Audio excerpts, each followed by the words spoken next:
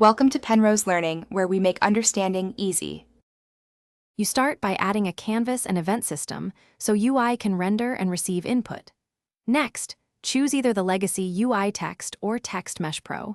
TextMeshPro offers sharper glyphs and better control. Once created, rename the object and assign a font asset. Adjust font size and alignment immediately so edits are visible.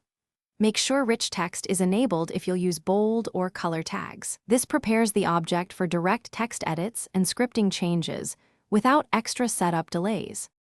Once the text object is prepared, edit core properties in the inspector so you control wrapping, overflow, and auto-size behavior.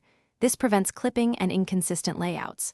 For dynamic content, open a script and reference the component. Call getComponent TextMeshPro UGUI. Text to set runtime strings. Use coroutines for typewriter effects or subscribe to events for UI updates. Localization tables map translations cleanly. Make sure to cache the component reference in Awake for performance, and to avoid rip to finish, test your text on multiple screen sizes using Canvas scaler and proper anchors so it remains readable.